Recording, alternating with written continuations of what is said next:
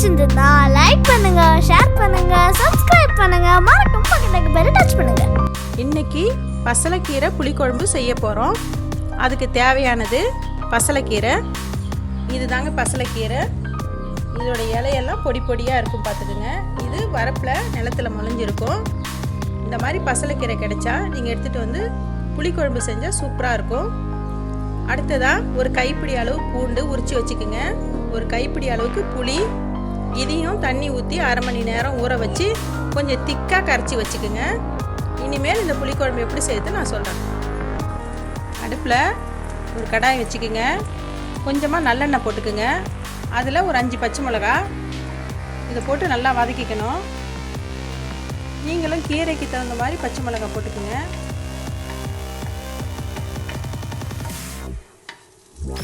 பச்சை மிளகா நல்லா வதங்கிடுச்சு. இப்போ கீரை இதிலே சேர்த்துக்குவோம். இதையும் கொஞ்சம் நல்லா வதக்கிக்கலாம்.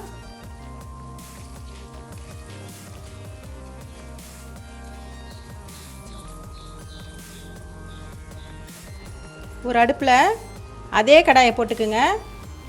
கொஞ்சம் நல்லெண்ணெய் ஊற்றிக்குங்க. ஏன்னா இந்த கீரைக்கு நல்லெண்ணெய் போட்டால் தான் நல்லாயிருக்கும். கொஞ்சமாக கடுகு, கொஞ்சமாக உளுத்தம்பருப்பு. கடுகு நல்லா பொரியட்டும்.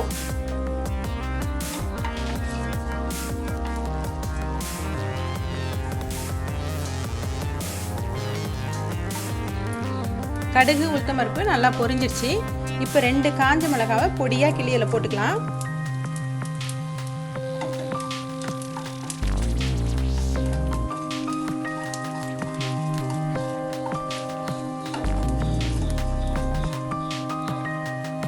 அதுக்கப்புறமா பூண்டு, இதை பாருங்கள், இந்த மிக்ஸி ஜாரில் கொஞ்சம் ஒன்றும் பாதியமாக அரைச்சி வச்சுருக்கோம். இதையும் அதை சேர்த்துக்குவோம்.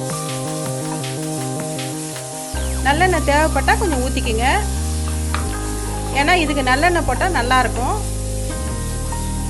இந்த பசலைக்கீரை புளிக்குழம்பு இது வந்து புளிப்பாக இருக்குங்க இந்த கீரை. அதனால் இது இந்த மாதிரி புளிக்குழம்பு தான் வைக்கலாம். மற்றபடி பருப்பு போட்டு கடையவோ இல்லை பொரியல் பண்ணவோ முடியாது. இந்த மாதிரி புளிக்குழம்பு தான் வைக்கணும். இதில் விட்டமின் ஏவும் கேவும் நிறைய இருக்குது. அதனால் இதை கண்டிப்பாக நீங்கள் சாப்பிடுங்க. பூண்டு நல்லா வதங்கட்டும்.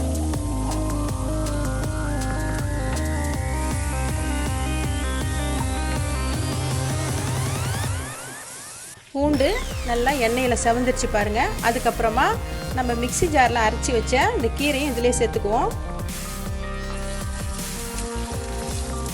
தேவையான அளவு உப்பு போட்டுக்கலாம்.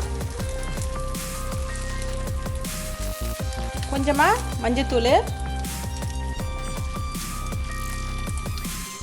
அடுத்ததாக நம்ம திக்காக கரைச்சி வச்ச புளியை இதில் ஊற்றிக்குவோம். இது நல்லா கொதித்து கொஞ்சம் திக்காகட்டும்.